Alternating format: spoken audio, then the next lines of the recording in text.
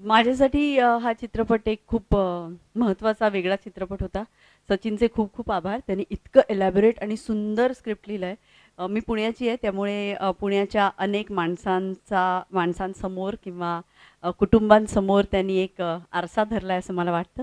आणि त्या आरशावर बसलेली धूळ त्यांनी हलकेच पुसलेली आहे. त्यामुळे त्यांना त्याचं स्पष्ट प्रतिबिंब दिसणार आहे असं मला नक्की जाणवतं. त्यातले अनेक नुअन्सेस असे होते की जे त्याला आणि मला म्हणजे त्याला तर कळलेच होते, त्यांनी लिहिले होते, पण मला अगदी बरोबर कळले. त्यामुळे मी खूप एन्जॉय केलं ते. मी स्वतः एकत्र कुटुंबातली स्त्री आहे आणि एकत्र कुटुंबामधल्या चांगल्या आणि वाईट गुंतागुंतींची मला खूप चांगली कल्पना आहे. मी अजूनही एकत्र कुटुंबात राहते. अ, त्या सगळ्याची इतकी पारदर्शक मांडणी करू शकला सचिन त्याच्या लिखाणामध्ये, ह्याबद्दल मला खूप मनापासून त्याचं कौतुक करावं असं वाटतं. लक्ष्मी राजवाडे जोशी हे माझ्या व्यक्तिरेखेचं नाव आहे. ती राजवाडे आहे पण जोशी लग्न तिचं झालेलं आहे जोशी नावाच्या कॅरेक्टरशी आणि ते त्याच घरात राहतात अजूनही, म्हणजे घर जावई आहे तो नवरा.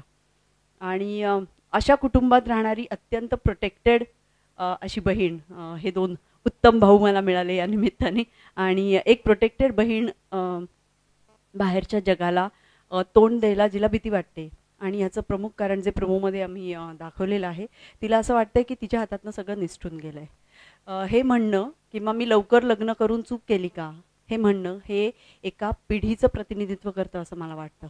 कारण अशा अनेक स्त्रिया माझ्या आजूबाजूला आहेत, अशा अनेक स्त्रिया माझ्या ओळखीच्या आहेत, अशा मी अनेक स्त्रिया बघितल्या आहेत की ज्यांना कायमच असं वाटतं की माझ्या हातातून काहीतरी निसटून गेलं आणि मी खूप काही करू शकले असते पण तेव्हा नाही केलं आणि आता मला त्या ट्रेनमध्ये बसायची भीती वाटते.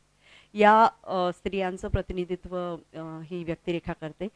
कितीही श्रीमंती असली, कितीही मानसिक भावनिक सपोर्ट असला तरीसुद्धा स्त्रीला एकाकीपण येऊ शकतं आणि ते कसं आणि किती येऊ शकतं आणि ते तिच्या पर्सनल ग्रोथशी रिलेटेड असतं.